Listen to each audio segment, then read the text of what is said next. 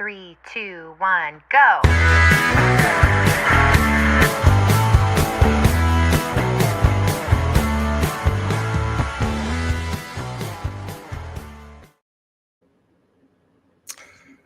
So hello there. I'm Dominic Ashen, and I'm a writer of kinky gay erotica. And here's one of the first book in my series, Steel and Thunder, the fifth of which is coming out this October. Please check it out. And my name is Brandon Hill. That's my pen name. And so I write science fiction and fantasy. So my particular books, Wild Space Saga, these are the first two that are out currently. We're going to be getting them updated soon. I really simplified that. I also write fantasy. Just, blank brain as soon as the recording started. No problem. So I also draw fantasy and science fiction as well. My name, Brandon Hill at DeviantArt.com is where you can find a lot of my stuff. Also, wildspacesaga.deviantart.com is where you see a lot of the art connected to Wild Space Saga and also other bits and bobs here and there. Very cool. I used to sort of dabble with a little bit of art. I tried sketching. I've got some old sketchbooks and boxes and a few how to draw books. But it is a skill and it requires a lot of dedication and effort. And I was not willing to put that effort in, I guess. I've been drawing as far back as I can remember, and I still do it. Very nice.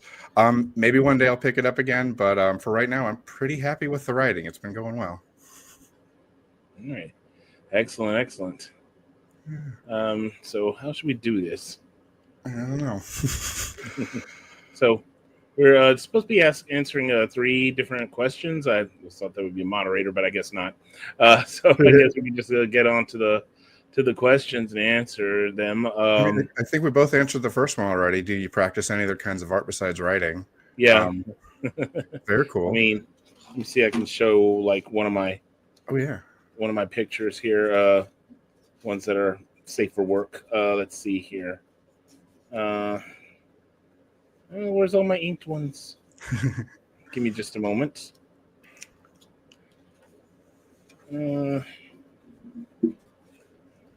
If I'd remembered the questions, I probably would have had some of the stuff ready by now, but kind of caught me.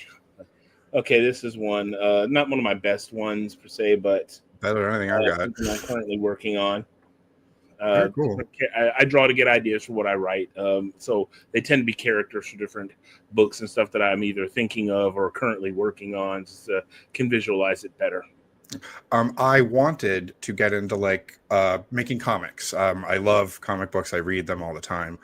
So, I'm already writing stuff. Being able to draw would be great, but it takes time, and I got busy, and I wasn't really willing to put in I have artist friends, and I just see how much work they put in, and it's very impressive, but also intimidating.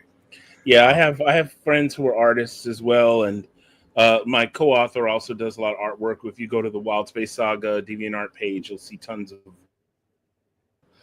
of the work that he and I both do. He tends to do more ship designs and things like that, whereas I do character designs. He does character designs too. His art style is very, very different from me when it comes to character design. So I often do renditions of the characters that he's thought of for the story, and everything kind of ends up blending. He's very, very particular about what we like to do, and his art style is very, very complex.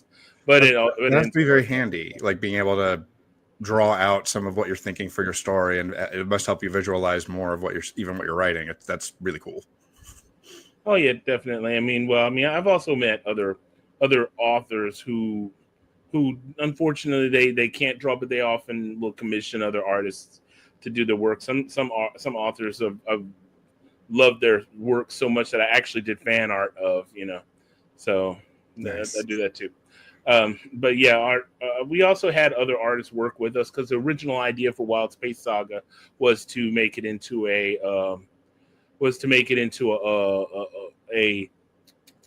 which called a web comic, but he didn't like the whole, working things like on a schedule. So we decided Yeah, to go ahead and switch over to novels. from what I've had people tell me, it can get very, like, any given art page takes a different amount of time to complete, so it's hard to stick to a schedule like that. Yeah, I follow like other artists who do web comics, and I sometimes wonder how they're able to do it. But I'm yeah, still reading a few like questionable like I still read a few web comics that, and I'm impressed that the artists have kept up with them like a decade later. But I'm not sure I could do that. well, yeah, for me, my favorite one is Two Kinds, which is it's actually one of the more popular web comics out there. I even follow the guy and support him on Patreon. So much I love his work. Nice. So, but like we had other artists work with us, and they tend to be really, really flaky. So, they didn't always stay with us very long. But yeah. But otherwise, like I said, it's just that's the thing that I like to do aside from my drawing. I mean, aside from my writing. So, kind of going into the second question, $50,000 to start a business. This one was kind of tough, but related to that first question, I think I would just want to use it to hire artists to write comic books, because that is something I cannot do that I would really like to do. I'm already kind of like, the writing is already kind of what I would want to do for a business, so I would just probably use that to supplement it somehow.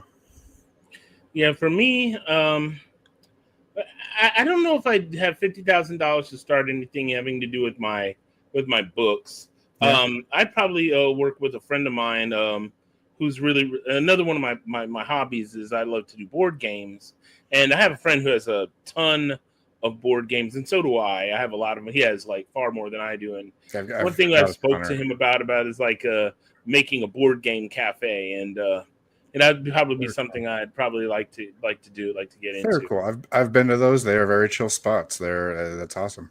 Yeah, I mean, imagine it would just take a lot of work to get all of that off the ground, because there was a local guy who tried doing that at one point in time, and the problem with him is he just got bored with it, and he just packed up one day and it just vanished. So it just left us all kind of high and dry. So. But I mean, that's just something I personally like to do. I mean, even though using the $50,000 to do something with my books probably would get them more off the ground, considering I'm still working on getting that taken care of. I mean, I have the talent to do a lot of different things with my books just on my own, because I started doing like a series of short, not so much animated, but just video comics. Connected to our work. I do plan on doing some more. It's just that you have to put in a lot of effort to do that. Also, I'm looking into doing, how you see those funny Bigfoot vlog shorts on YouTube and whatnot. Yeah. I found the program that was used to do that, and I actually do want to try to make some shorts based on our Wild Space Saga using those types of programs. But I don't really need $50,000 to do all that. Right. But I guess it could go towards getting a lot of advertisement and things like that, towards getting my books off the ground. But that's not particularly a business per se. Exactly. Yeah, I had a hard time thinking of anything. So yeah. All right. But I think that pretty much answers the second question. Yeah. So what was your favorite book from childhood? Oh man, I didn't read a lot when I was little, outside of I can read books. I didn't really get into reading books until I was, like real actual books until kids' books are books, but you know what I mean? Yeah. Until I was in like high school. Right. And one of my favorite authors was Anne McCaffrey. And she's actually the author that inspired me to start actually writing seriously. And so some of my favorite books were her Pern books. And from when I really started reading seriously. And that actually graduated to Octavia Butler, another person who I really got into, because one of my cousins got me into her work. And yeah, to this day, she's probably one of my hands down favorite authors of all time. Her Xenogenesis trilogy was what was just found just so amazing. It was inspiring. So, not so much from when I was a child, but when I was in high school. Now, there was a particular children's book series that I got into really heavily, and I'm not talking about Harry Potter. I'm actually, even though I got into that a lot, I think we all did. yeah, really, the children's book series that I got into was the Chronicles of Narnia by C.S. Lewis. Nice. I remember watching it was an animated series that came out in like the 70s. I think I remember the one you're talking about. I think I have also seen The Lion, the Witch, and the Wardrobe. Yeah. And first exposure to the story. Yeah, and that it just blew me away. And then I just learned that it was an entire series of books. And I finally sat down and read all of them and couldn't put them down. So this is the first children's book series that just really hooked me. So nice. So when I was really young, I read a lot. I pretty much devoured books. But so the first, my favorite book as a kid was a book called The Mouse and the Motorcycle. And it's about this young kid and his mom, and they're living in a hotel temporarily. And one day the kid finds a mouse riding his toy motorcycle, and then he discovers the mouse can talk, and they go on wild adventures. And there's like 3 sequels, and I read all of them over and over and over. I think it was my first exposure to something that fantastical mixed in with the mundane. Like it showed me that like you can make a story kind of out of anything if you try hard enough. I also connected a lot with it because I was raised by a single mom, and this was a young boy with a single mom, and so I was like, oh, he's like me. And I just loved it. Like it was just I loved reading about this. Ralph, I believe, is the mouse's name, and just all of his little adventures. So more along the lines of the books you were talking about, when I was in high school, I read the Last Herald Mage trilogy by Mercedes Lackey. And that was my first exposure to both a fantasy setting. Well, I had read The Hobbit previously, but I tried reading Lord of the Rings and just could not get into it. But so this was the first like full fantasy series that I read from start to finish. It was also one of the first books that had like a queer lead. And things didn't always end horribly for this queer lead, like every other book I had read at that time. It was I really connected with it, and I think that's sort of what actually pushed me to get into writing fully. Like I wanted to make a story like that. Oh, that's pretty cool. A book series. Oh, I remember now. I did when I was younger. I was into like certain. Wasn't a particular book series, but just certain types of books that I did read when I was a kid, and before I really started reading seriously. And that was the Choose Your Own Adventure books. Oh, I loved those. Like I had Goosebumps ones. I had Nintendo ones. If I saw a Choose Your Own Adventure book, I would ask my mom to get it for me. I had a collection of ones based on Transformers. Nice. But I do remember reading like others that were based on more interesting sci-fi concepts. One that stood out the most for me was a book called The Fourth Planet from Altair, which was kind of like combined elements of sci-fi and horror all into it, because it involved like this expedition to a fourth planet after receiving an alien signal from it, and you find out like the inhabitants of that planet hightailed it out of there, but they were actually headed to Earth to meet us. But the planet was it had to do with like antimatter and some invasion from another universe that was trying to take over people. It was really crazy. It was one of those like stories that one had a lot of bad endings, and I do mean a lot. I think it was only like one good ending for the entire story. Yeah, because I could run into the bad endings. I would always just end up reading all of the endings anyway. Yeah, so yeah, that one kind of stood out, and like I said, but it was always like, for me, it was always science fiction and fantasy that always pulled me the most, even as a kid. So Animorphs, I read a lot of Animorphs, and I think there was even an Animorphs Choose Your Own Adventure book that I read. Yeah, I remember those were pretty popular when I was younger. Those came out, I think, when I was in high school. So yeah, I was middle school age, so I was right in there. Yeah.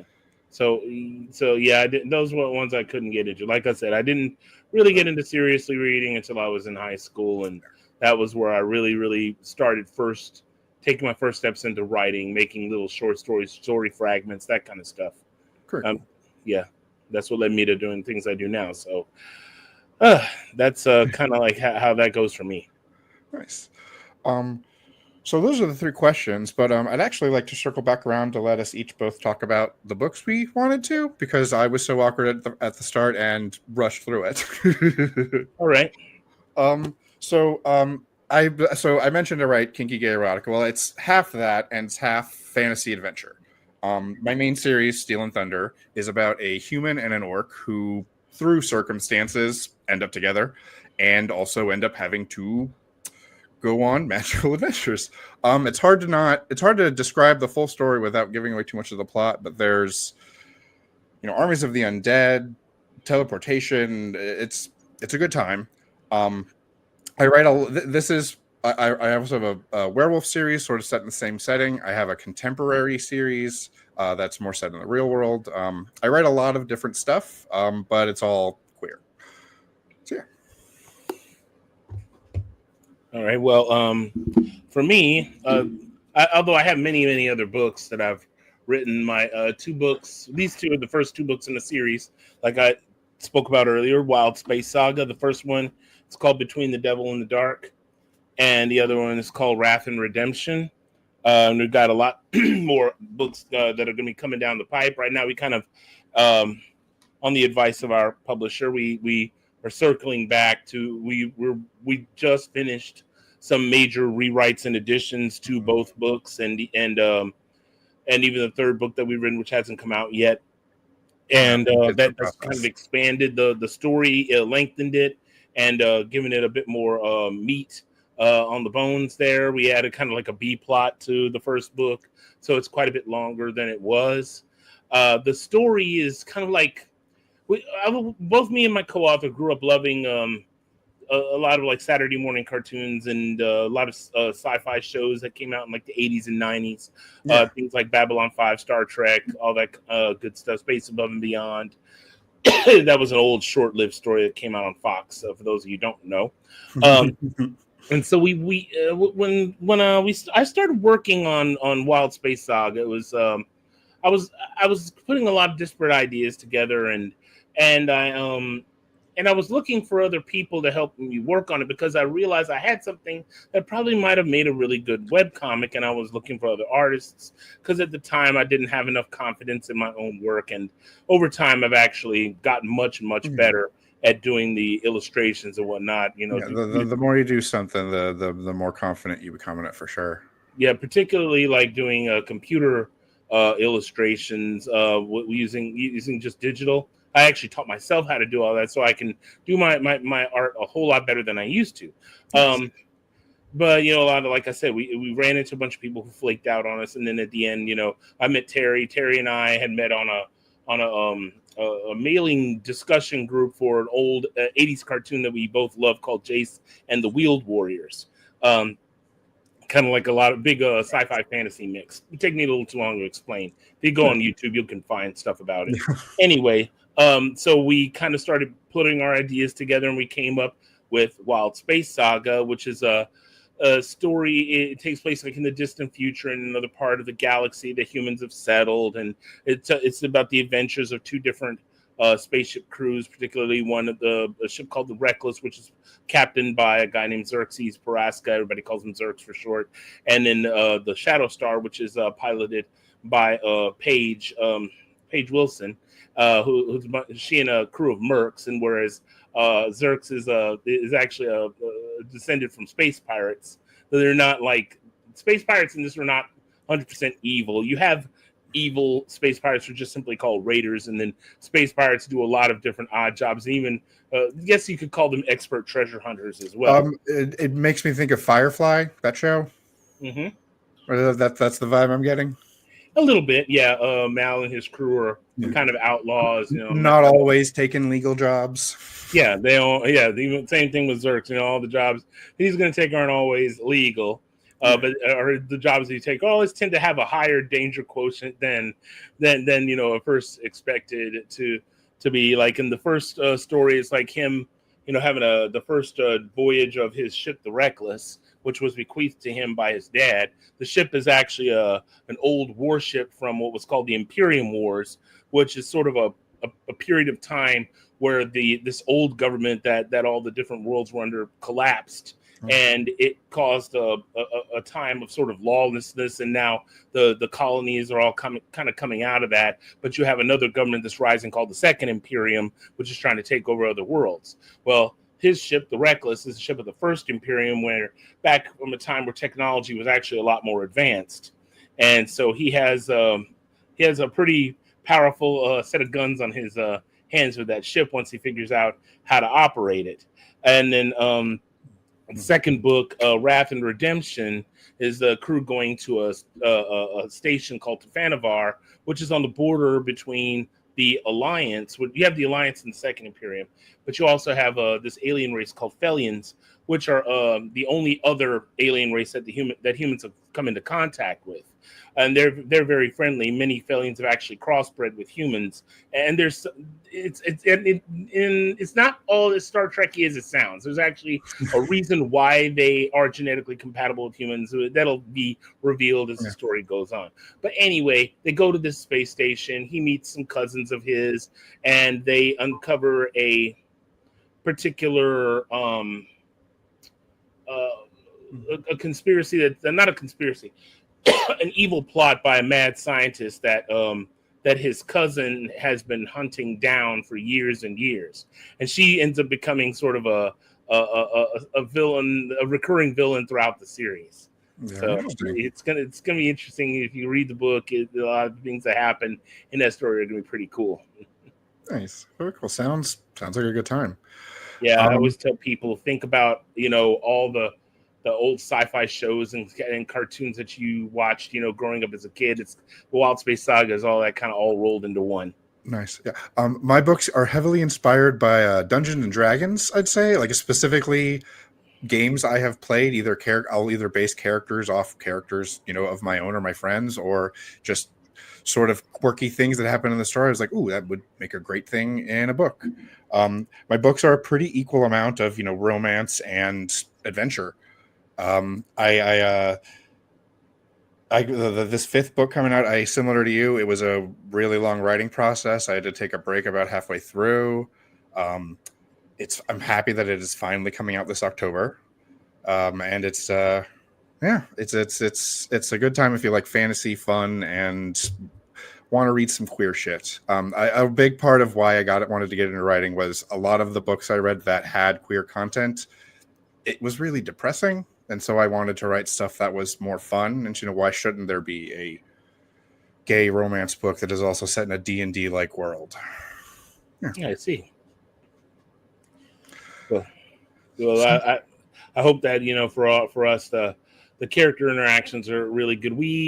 My co-author and I, once we, put our heads to it, we can usually carve out a book in a relative few months.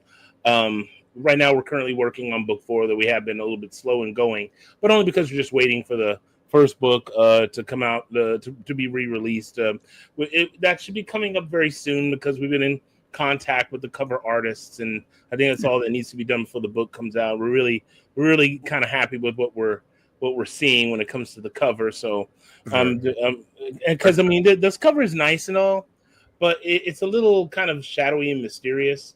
And doesn't tell you enough about the book. Yeah, it doesn't tell us enough about the book, and I wanted a cover that would tell us a bit more. We had originally self-published the book, and it got picked up by a publishing company called Four Horsemen. And when we released the original cover, it had a bit more.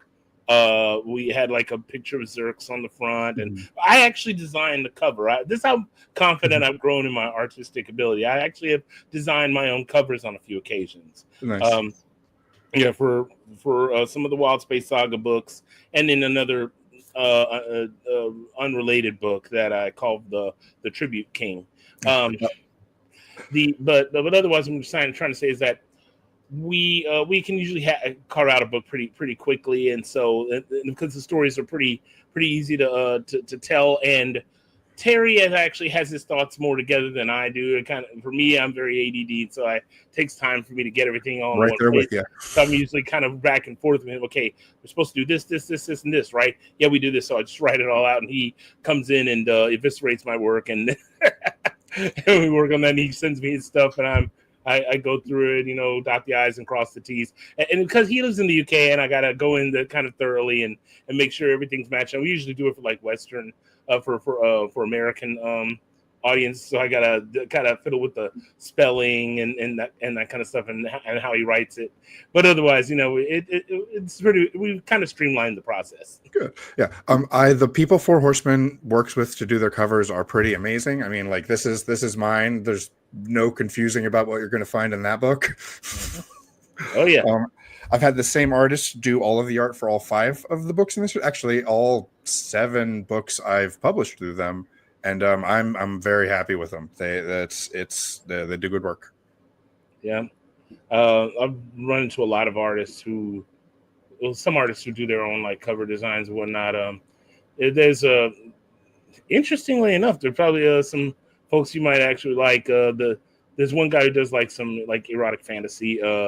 That's actually just very, very well written. His name is oh good grief, I'm suddenly blanking on his name.